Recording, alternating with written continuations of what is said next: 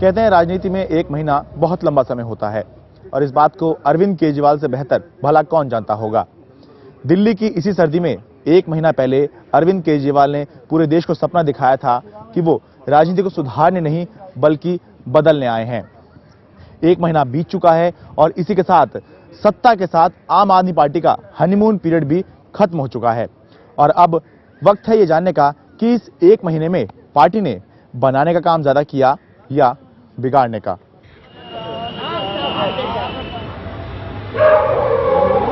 राजधानी की सड़कों पर ऐसे लोगों की कमी नहीं जो कड़ाके की सर्दियां भी फुटपाथ पर ठिठुरते हुए काटते हैं।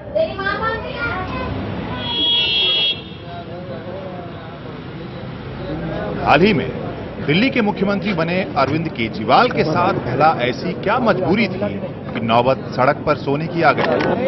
सादगी के नाम पर बड़े सरकारी बंगले से इनकार की बात समझ में आती है, लेकिन सचिवालय की जगह जब सरकार के सारे मंत्री धरने पर बैठे हों तो इसमें सियासत से इनकार नहीं किया जा सकता। वो पुनर्आंकलन और आत्म मंथन करें कि क्या वो रास्ता आम आदमी की सेवा को जो उन्होंने चुना था वो उस पर चल रहे हैं या वो कहीं ना कहीं वो भूल कर सत्ता के अहंकार की तरफ चल पड़े हैं।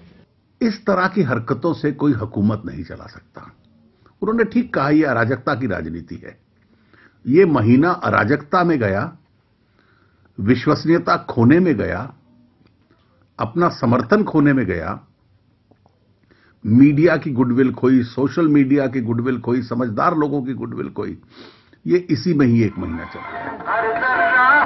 केजरीवाल ने पहले अपने समर्थकों को धरने से दूर रहने को कहा था, लेकिन जल्द ही भीड़ की अहमियत समझ में आई तो लोगों से भारी संख्या में पहुंचने की अपील कर डाली।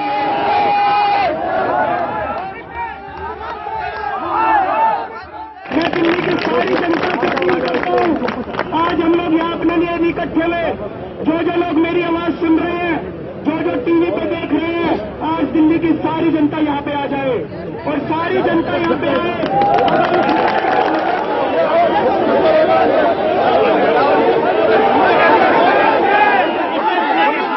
और भीड़ क्या करती है ये बात किसी को बताने की जरूरत नहीं। कड़ाके की सर्दी में भी माहौल गर्म हो गया।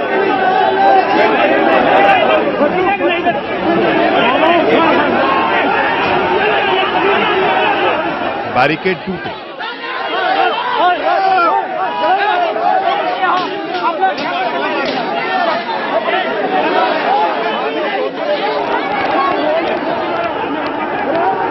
लाठीचार्ज हुआ। और इसका जवाब कौन देगा कि आखिर ये सब क्यों हुआ? देखिए, धक्का मार के, डंडे से मार के भेज रहे।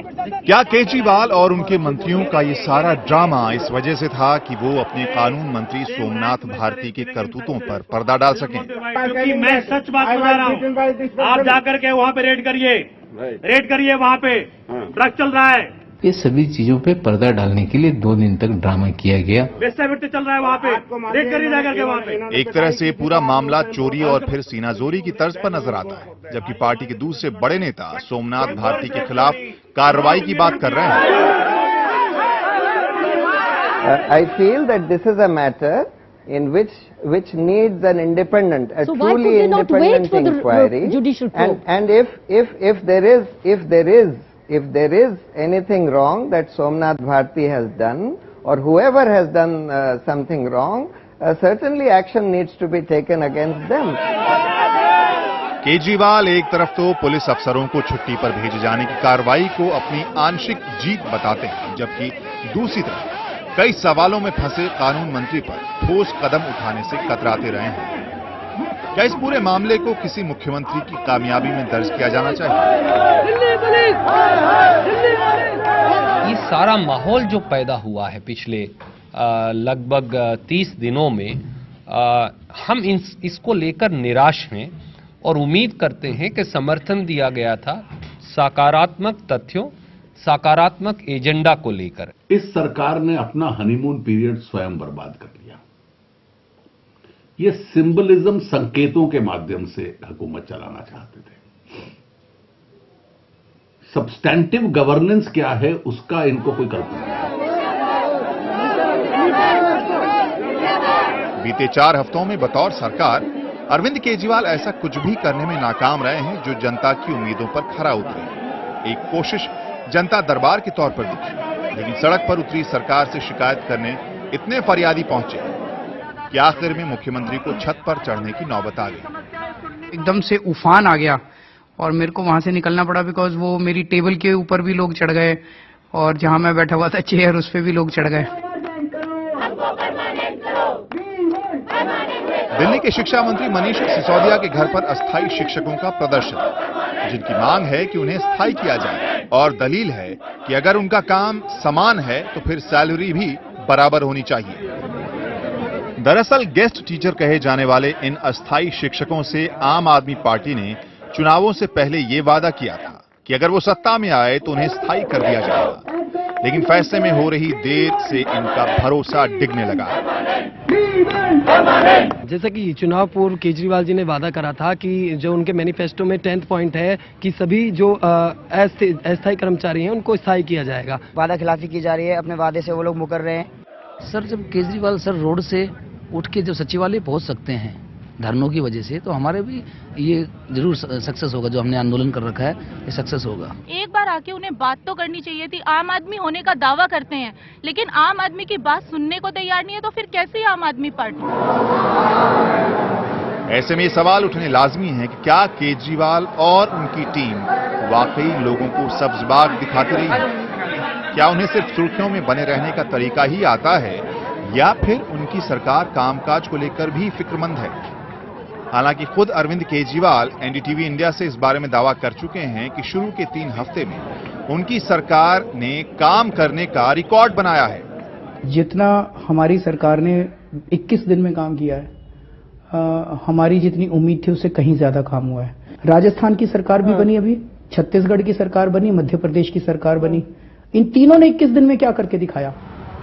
पर बात सिर्फ कामकाज की ही नहीं, उसके तौर तरीके की भी है। ये बात केजरीवाल और उनकी टीम बखूबी समझती है कि उनकी जीत सत्ता विरोधी लहर के बूते हुई है। दिल्ली में बढ़ते अपराध, वो भी खासकर महिलाओं को लेकर एक बड़ी समस्या रही है, जिसके चाहे अनचाहे छींटे दिल्ली की तत्कालीन शीला दीक्षित सरकार को भी परेशान करती रही। ऐसे में दिल्ली पुलिस से सीधी टक्कर केजरीवाल सरकार की छुपी हुई रणनीति की ओर भी इशारा करती है कि ऐसा करके वो कम से कम राजधानी में होने वाले अपराधों की जिम्मेदारी से खुद को न सिर्फ दूर रखना चाहते हैं, बल्कि सस्ती लोकप्रियता के जरिए दिल्ली पुलिस को अपने दायरे में लाने की सियासी महत्वाकांक्षा को भी पूरा करना चाहते हैं, भले ही इसके लिए खुद को लाचार ही क्यों न दिखाना पड़े। पिछली सरकार में जब भी कोई गलत काम होता था कहा जाता था दिल्ली पुलिस हमारे कंट्रोल में नहीं है, लेकिन हम कभी ऐसा नहीं कहेंगे कि दिल्ली पुलिस हमारे कंट्रोल में नहीं है। हम करेंगे और हम महिलाओं को संघर्ष करेंगे। एक आंदोलनकारी के तौर पर केजरीवाल बेशक सुपरहिट रहे हों, लेकिन एक नेता और प्रशासक के तौर पर उन्हें लगातार चुनौतियों का सामना करना पड़ा। शुरुआत चुनाव में जीत को माने या फिर रामलीला में शपथ ग्रहण को तकरीबन हर सुबह केजरीवाल सरकार के लिए एक सवाल लेकर आती रही है। नई नवेली सरकार अभी सब कुछ समेटने की फिराक में ही थी कि पार्टी में बगावत हो गई। अरविंद भाई से मैं टिकट मांगने गया, उन्हें मुझे कैसे मना कर दिया? उनको किसने अधिकार दिया मना करने का? क्या मतलब आप तानाशाह हो गए? सारे फैसले स्वयं करते हैं? इससे तो यही पता चलता है अगर मैं आपके पास टिकट मांगने गया और आपने मना कर दिया, इसका मतलब तो आप अकेले फैसले करने वाले लोग हैं। कहां गया स्वराज? कहां गई स्वराज की परिभाषा?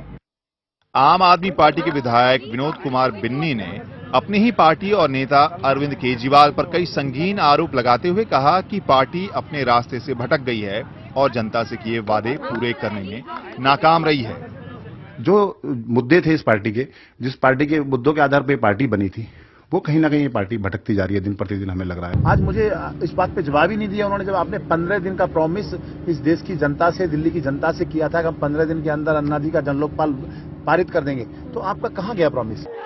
बिन्नी ने यहां तक आरोप लगाए कि चुनाव में सारे उम्मीदवार फिक्स थे। हालत ये हो गई कि पार्टी को अपने बचाव में योगेंद्र यादव को उतारना पड़ा। इसके साथ ही बिन्नी के खिलाफ अनुशासनात्मक कार्रवाई का ऐलान किया गया। ऐसा लगा कि वो किसी और की दी हुई स्पीच पढ़ रहे हैं, हाथ में कागज थे। और ये स्पीच, जैसा आप सबको भी लगा होगा, ये स्पीच में लगभग वो सारे मुद्दे थे जो विपक्ष के नेता हर्षवर्धन जी ने सदन में उठाए थे और उसके बाद वो सड़क पे भी उठाते रहे। इतना ही नहीं, बिन्नी ने अपनी पार्टी की सरकार पर इस बात के आरोप भी लगाए कि वो पिछली सरकार के खिलाफ लगे करप्शन के मामलों पर कार्रवाई से पीछे हट रही है।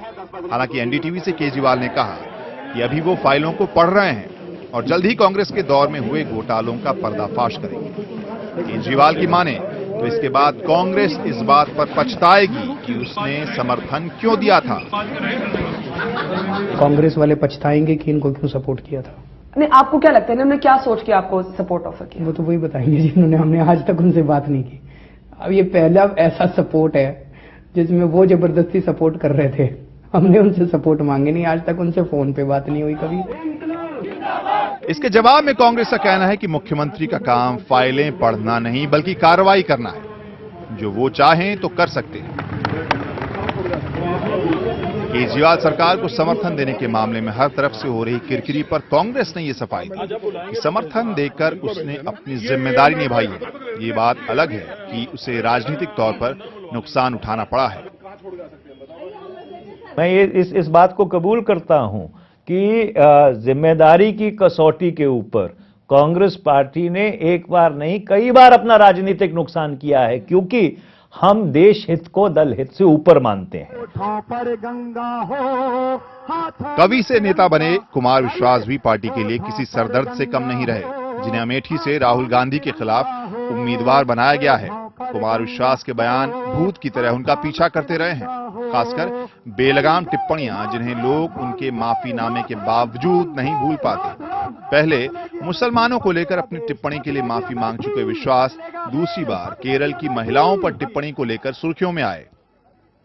साथियों, हम तो सबसे ही माफी मांग लेते हैं, लेकिन इंसाफ के तराजू में राज बब्बर साहब ने जो बलात्कार किया, क्या उस पर कांग्रेस माफी मांगेगी?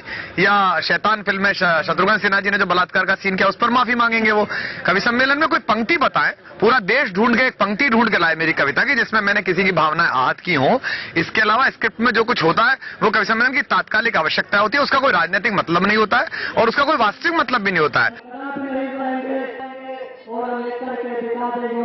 हालांकि पार्टी कुमार विश्वास को कांग्रेस के सबसे मजबूत माने जाने वाले उम्मीदवार के खिलाफ उतार रही है, लेकिन अभी तक के घटनाक्रम को देखें तो उनकी पहचान सबसे कमजोर कड़ी के तौर पर ही हो रही है। अमेठी की बेचैनी को बादल समझता है।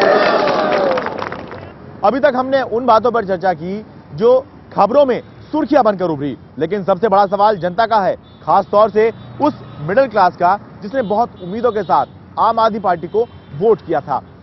अगले हिस्से में हम जानने की कोशिश करेंगे कि उम्मीदों की कसौटी पर कितनी खरी उतरी है केजरीवाल सरकार अपने पहले 1 महीने में।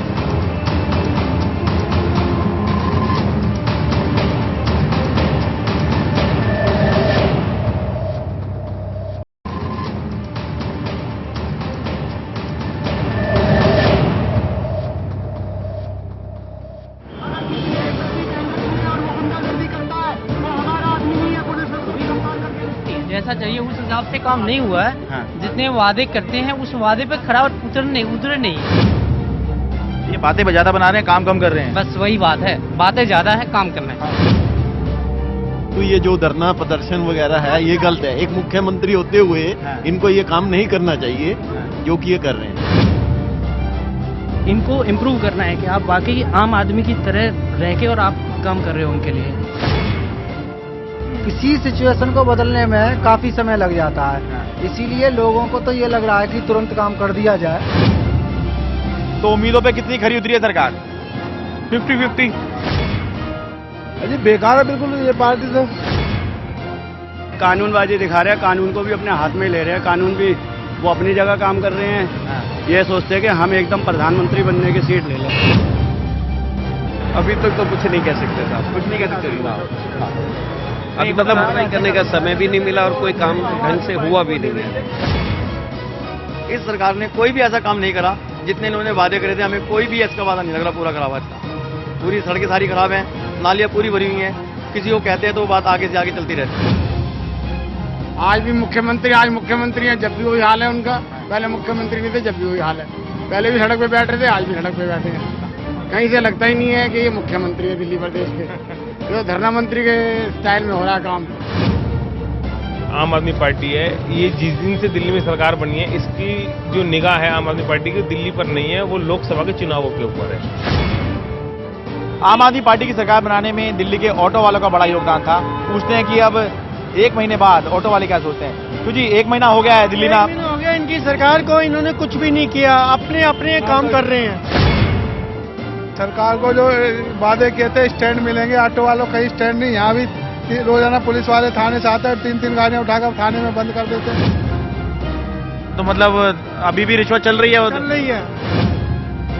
तो जी इन्होंने ये कहा था गैस बढ़ने पे हम इनके रेट बढ़ाएंगे या कुछ करेंगे, और स्टार्ट दिल्ली में ऑटो के स्टैंड भी मिले जाएंगे। अभी तक तो ऑटो वालों की तरफ देखा जाए तो कोई ध्यान दिया ही नहीं गया। ये कहते हैं कि 50% बिजली कम कर देंगे। जब बिजली कम हो रही है, बिजली आ ही नहीं रही, कई घंटे गायब हो रही है, तो अपने आप 50% कम हो गया। तो ये लोग अभी इनके वादे अभी समझ नहीं आ रहे हैं कि ये वादे होंगे भी पूरे या सिर्फ इन्होंने पब्लिक को बेवकूफ बनाया है। अब तलवार तो ले ली है, मैदान में कूद पड़े। आराम आराम से काम करते तो ठीक भी था, है जी। सहयोग ऐसी पार्टी से ले लिया है कि ताकत पूरी है नहीं और ताकत पूरी बढ़ा रहे हैं। टांग खींचने के लिए कांग्रेस तैयार बैठी है, और कांग्रेस ने ऐसे मोड़ पर जाके मारेगी कि पानी नहीं मांगेंगे। 1 महीने बाद वैसे लोगों की तादाद तेजी से बढ़ी है जिन्हें आम आदमी पार्टी के कामकाज के तरीके और आए दिन होने वाले विवादों की वजह से कोफ्त हो रही है। इसका असर सोशल वेबसाइट्स पर भी दिखने लगा है। दूसरी तरफ इसी इंटरनेट पर आम आदमी पार्टी के नए सदस्य बनाने की मुहिम भी चला रही है। दरअसल लोकसभा चुनाव में शामिल होने के साथ ही पार्टी की तरफ से 26 जनवरी तक 1 करोड़ नए सदस्य बनाने का लक्ष्य रखा गया, जिसमें अभी तक 50 लाख सदस्य की दावेदारी की जा रही है। लेकिन इस तरह से बने सदस्यों और उनके आंकड़ों को एक हद से ज्यादा भरोसेमंद नहीं माना जा सकता।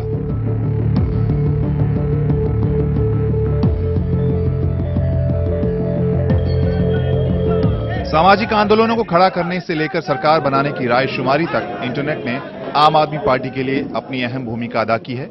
यहां तक कि पार्टी को मिले ज्यादातर दान या चंदे भी ऑनलाइन ही होते हैं, जिसमें बीते 1 हफ्ते में जबरदस्त गिरावट देखी गई। पुलिस ने रिफ्यूज कर दिया रेड करना प्रमाइसेस को, कहते हैं कि हम नहीं रेड करेंगे। चल रहा है वहाँ पे, रेड कर ही जाएगा वहाँ पे। अपनी चुनी सरकार के कानून मंत्री को जब लोगों ने खुद कानून हाथ में लेकर आधी रात को बवाल करते देखा तो असर पार्टी को मिलने वाले समर्थन पर भी हुआ। दिल्ली में रेल भवन के सामने जिद की जंग लड़ रहे केजरीवाल और उनकी टीम को पता भी नहीं चला कि इंटरनेट पर मिलने वाले ऑनलाइन डोनेशन पर कितना बुरा असर हो रहा है। 15-16 जनवरी की रात खिड़की एक्सटेंशन में हुई घटना जब अखबारों के जरिए लोगों तक पहुंची तो 17 जनवरी को डोनेशन का ग्राफ गिरकर 1,60,000 रुपए पर सिमट गया। इसके अगले 6 दिनों तक डोनेशन काफी कम मिला। इस दौरान सबसे ज्यादा रकम सिर्फ 3,04,000 रही, जो 12 दिसंबर के बाद से सबसे खराब हफ्ता कहा जा सकता है। लोकसभा चुनाव में शामिल होने के ऐलान के बाद 12 दिसंबर से दोबारा डोनेशन लेने का काम शुरू हुआ था। 28 दिसंबर को जब सरकार बनी तो डोनेशन की जैसे बरसात शुरू हो गई। उस दिन 21 लाख रुपए दान में मिले। नए साल के पहले 3 दिन रोजाना 40 लाख रुपए से भी ज्यादा मिले। 2 जनवरी को तो 50 लाख में सिर्फ 5,000 रुपए कम थे। हम पैसे को लोकप्रियता का सबसे बड़ा पैमाना तो नहीं मान सकते, लेकिन देश और विदेश से मिलने वाला पैसा यह बताता है कि लोग आपसे किस हद तक जुड़ना चाहते हैं। ऐसे में यह सवाल वाकई बहुत अहम हो जाता है कि अपने पहले 1 महीने में आम आदमी पार्टी की सरकार कायदे से चलने या रफ्तार पकड़ने के बजाय कहीं अपना रास्ता भटककर गोल गोल चक्कर तो नहीं लगा रही है।